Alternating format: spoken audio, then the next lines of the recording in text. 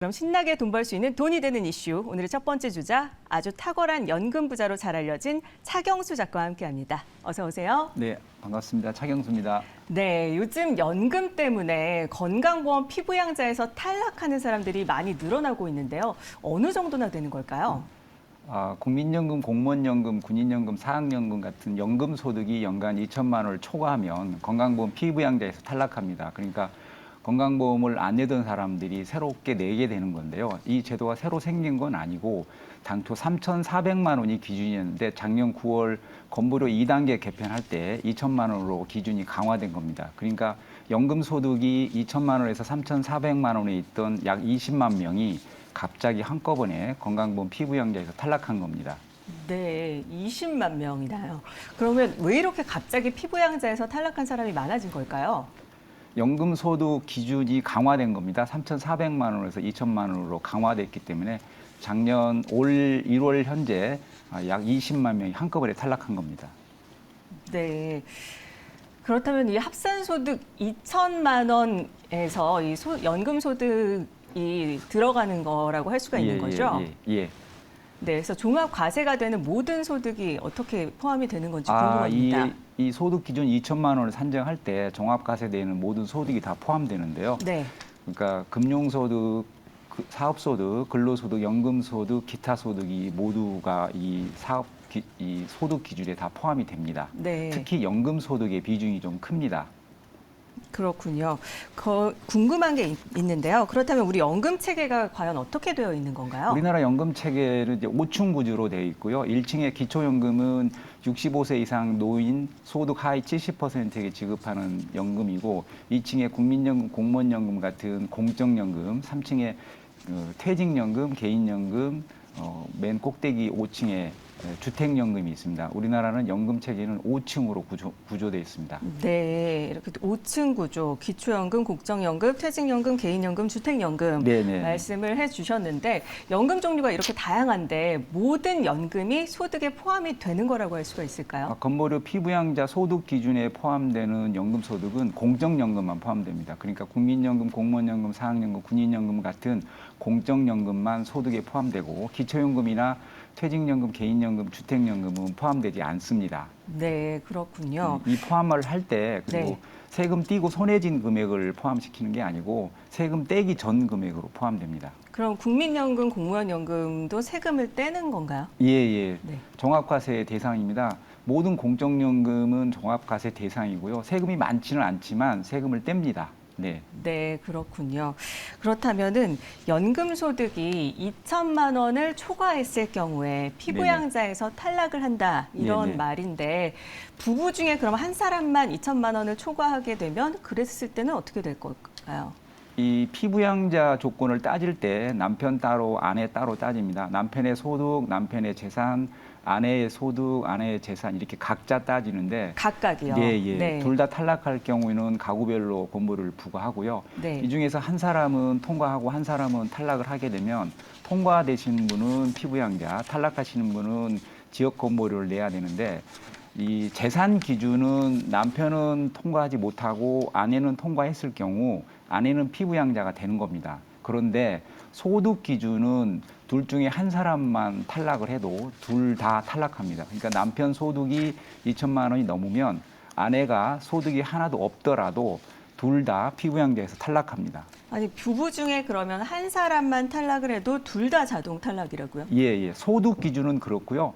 재산 기준은 탈락하지 않은 사람은 피부양자 자격을 획득할 수가 있습니다. 이게 좀 어렵죠. 네. 그러니까 재산은 통과한 사람은 피부양자, 소득은 둘 중 한 사람만 탈락하면 둘 다 탈락 이렇게 이해하시면 되겠습니다. 네, 그럼 정리를 좀 해보면 이 A 부부가 소득이 각각 2천만 원이고 예. B 부부는 남편만 2,100만 원일 때 아내는 소득이 없어요. 이럴 경우에 네네. A 부부는 그래도 피부양자가 될 수 있는 거고 각각 네네. 2천만 원까지라면 그렇습니다. 근데 B 부부 같은 경우는 둘 다 아내가 직업이 없고 남편만 2,100만 원을 하더라도 둘 다 탈락하는 예. 거군요. 그러니까 2천만 원을 초과하지 않으면 건강보험 피부양자 자격이 되니까 A 부부 같은 경우는 남편 2천, 아내 2천 둘 다 통과가 되는 거고요. B 부부는 남편은 2,100, 아내는 소득이 없다고 해도 남편이 2천만 원을 초과했기 때문에 소득 기준을 탈락한 겁니다. 그래서 소득 기준에 탈락이 되면 부부 둘 다 탈락하는 겁니다. 아니, 사실 소득은 훨씬 더 많아지는데 네네네. 너무 불합리한 게 아닌가 이런 생각을 좀 해보게 되는데 그럼 탈락한 이 B부부 같은 경우 두 번째 부부는 둘 다 건보료를 내게 되는 네, 건가요? 둘 다 건보료를 내지만 각자 고지서가 따로 나오는 건 아니고요. 네. 그러니까 피부양자 되는지를 따질 때는 남편 따로 아내 따로 따지지만 둘 다 탈락할 경우에는 남편의 소득과 재산, 자동차, 아내의 소득과 재산, 자동차 모두 합산해서 가구별로 건보료를 부과합니다. 네, 그렇군요. 좀 복잡하다는 생각이 드는데 탈락했다면 지역 건보료를 그러면 구체적으로 어떻게 내는 거라고요? 지역 건보료는 종합과세 대상이 되는 소득에 모두 다 부과를 하는데 네. 일정 금액 기준이 있습니다. 금융소득 같은 경우는 1,000만 원까지는 부과하지 않고요. 네. 주택 임대소득도 사업자 등록을 한 사람은 1,000만 원, 그리고 사업자 등록을 안 한 사람은 400만 원까지는 건보료를 부과하지 않습니다. 네. 그리고 나머지 이제 근로소득이나 국민연금, 공무원연금 같은 연금소득은 50%에만 건보료를 부과하는데 이게 작년에 30%에서 50%로 올랐습니다. 그러니까 국민연금 200만 원 정도 받고 있다면 그 절반인 100만 원에 대해서 건보료를 내게 됩니다. 약 한 7만 원 정도가 건보료로 나가게 됩니다. 그렇군요. 이 7만 원은 어디서 오는 걸까요? 건보료 보험료율이 올해 7.09%입니다. 그래서 100만 원 곱하기 7.09% 하면 약 7만 원 정도 건보료 부담을 하셔야 됩니다. 네. 지금 국민연금에는 부과를 하는데 왜 퇴직연금이나 개인연금에는 건보료 부과를 안 하는 걸까요? 지금 공적연금의 50%만 부과를 하고 있는데 퇴직연금이나 개인연금 같은 연금을 사적연금이라고 합니다. 지금 사적연금에도 건보료를 부과할지를 두고 지금 논란이 있습니다. 정부의 공식적인 입장은 아직까지는 사적연금에는 건보료를 부과하지 않겠다는 건데 만약에 사적연금에까지 건보를 부과하게 되면 제가 볼 때는 사적연금이 붕괴될 것으로 보입니다. 왜 사적연금 시장이 붕괴될 거라고 보시는 건가요? 지금 국민연금 1인 평균 보험연금이 57만 원 정도 됩니다. 그래서 굉장히 용돈 수준에 불과한데 정부에서도 이 공적연금의 기능이 취약하기 때문에 각종 세제 혜택을 주면서 개인연금으로 많이 유도를 하고 있습니다. 세금 혜택도 많이 주고 있죠. 작년에까지 700만 원 세액 공제를 해줬는데 올해 900만 원으로 확대하고 이렇게 세금 혜택을 통해서 개인연금 가입을 유도하고 있는데 만약에 사적연금에까지 건보를 부과한다면 내가 선택할 수 있는 개인연금이기 때문에 개인연금 가입을 기피할 것으로 보여집니다. 그렇군요.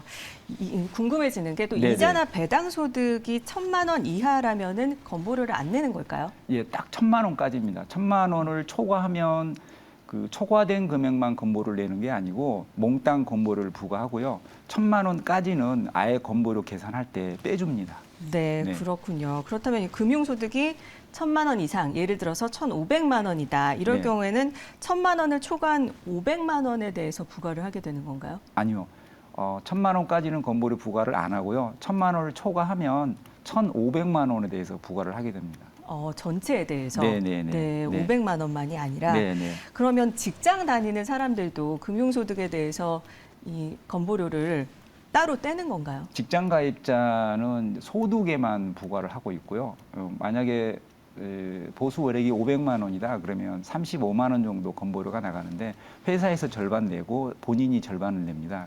그러나 은퇴 후에 지역 가입자가 되면 전체를 내가 다 내야 되고요. 거기에 더해서 직장 가입자는 고가의 아파트나 자동차가 있어도 건보료 부과 안 하지만 지역 가입자는 재산, 자동차에까지 건보를 부과합니다. 아무래도 지금 현재는 지역 가입자가 좀 불리한 구도로 돼 있습니다. 네, 그렇군요. 직장 가입자로 어떻게든 해야 되지 않을까 이런 생각까지 드는데 직장 다니는 사람도 그러면 금융소득 연 1,500만 원이면은 건보료를 따로 내게 되는 걸까요? 예, 보수의 소득이라고 하는데요. 그러니까 직장을 다니고 있어도 임대소득이나 연금소득, 금융소득이 2천만 원을 초과하면 건보료를 따로 내게 됩니다. 예를 들어서 직장에 다니고 있는데 금융소득 1,500만 원 있고 임대소득이 1,500만 원이다. 그러면 3천만 원이잖아요. 네. 그래서 2천만 원을 초과했기 때문에 그 초과한 1,000만 원에 대해서는 직장 보험료 외에 따로 건보료를 내야 합니다. 네, 왜 이렇게 직장 가입자, 지역 가입자 간의 부과 기준이 다른 지금 걸까요? 법 체계가 그렇게 돼 있고요. 네. 이제 소득에 대한 건보료도 직장 가입자는 절반만 내는데 지역 가입자는 전체를 내는데 그것도 억울한데 직장 가입자는 뭐 건물이나 자동차, 재산에 대해서는 부과하지 않잖아요. 네. 근데 지역 가입자는 건물, 재산, 뭐 부동산, 자동차에까지 모두가 다 부과를 하거든요. 그래서 네. 정부에서도 이 재산에 대한 건보료 기준을 좀 낮춰주고 있고요. 소득 중심으로 계속 개편해 나가고 있습니다. 네, 낮춰주고는 있다곤 하지만 그래도 이 건강보험이 지역가입자에게 상당히 불리한 구조로 되어 있는 모습이 네, 아닌가 네, 싶습니다.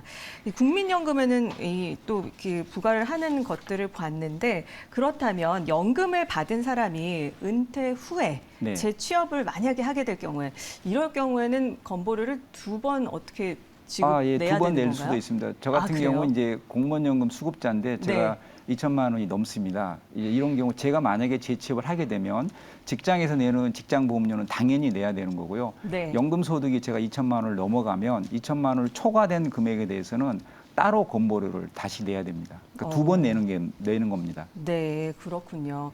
그런가 하면 연금 받는 사람이 은퇴를 한 다음에 재취업을 하면서 이렇게 2번 내게 되는 경우가 있다라는 것들이 좀 억울하게 느껴지진 않을까 싶은데 건보료가 어떻게 보면 복병일 것 같아요. 건보료 줄이기 위한 방법 어떤 것들이 있는지 좀 팁을 좀 알려주시죠. 은퇴 후 가장 무서운 게 애경사 고지서하고 건보료라고 선배들이 그럽니다. 실제 네. 건보료 부담이 굉장히 크고요. 평생 현역이 가장 좋은 방법인데 평생 현역은 할 수가 없기 때문에 네. 일단은 피부양자가 되기 위해서 노력을 해야 되고 내가 소득과 재산이 좀 많아서 피부양자가 될 수 없다면 건보료를 줄여야 하는데 가장 좋은 방법이 이제 금융소득 같은 경우 연금계좌나 IRP 계좌를 통해서 금융소득을 늘려가면 건보료 부담이 전혀 없습니다. 네. 그렇군요.